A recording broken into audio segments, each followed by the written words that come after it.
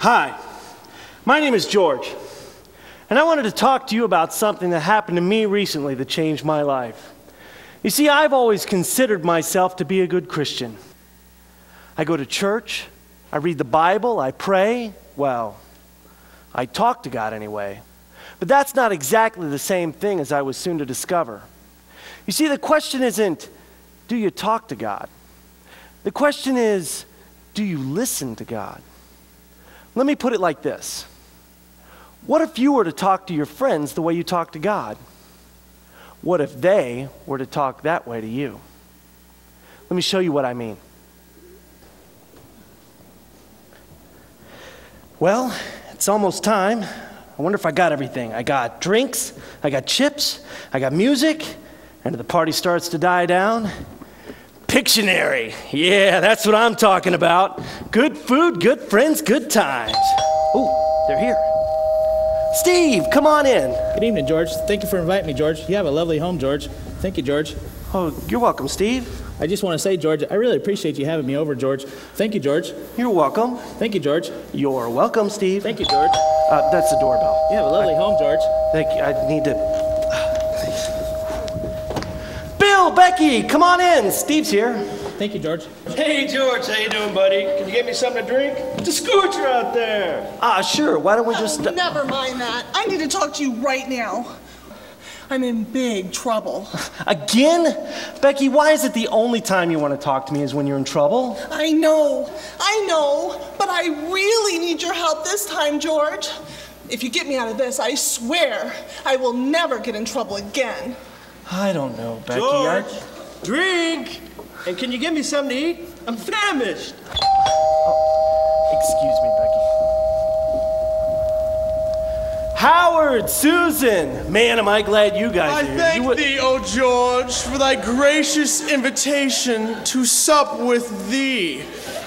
Verily, verily, I say unto thee, surely thou hast prepared a bountiful feast from thy harvest. Thank you. You're too kind, really. Hi, George. It's great to see you again. I don't think I've seen you since Christmas. How you been? Great, actually. I just started a new job last week, and Of course, last Christmas I had the flu, and I couldn't get out of bed for days.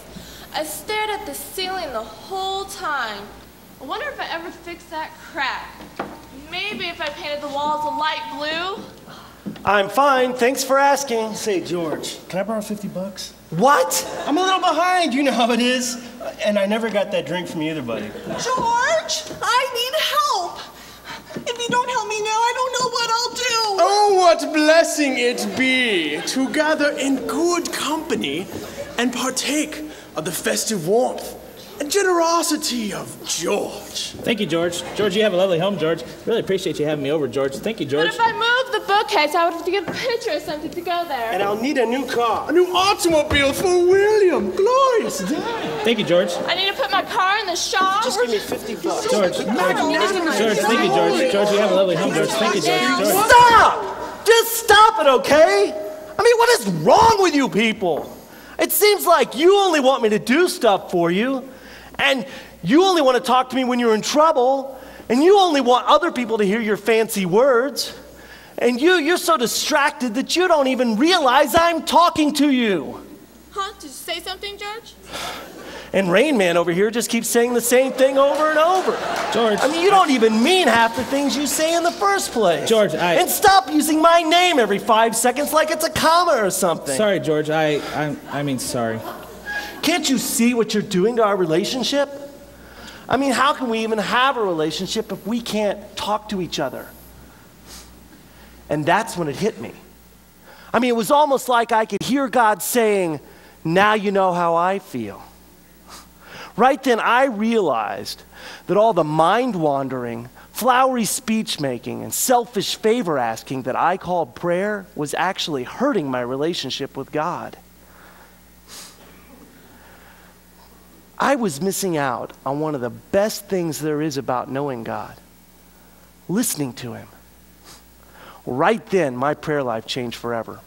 Listen, George, we're sorry. We were so wrapped up in ourselves and our own problems, we weren't thinking of you.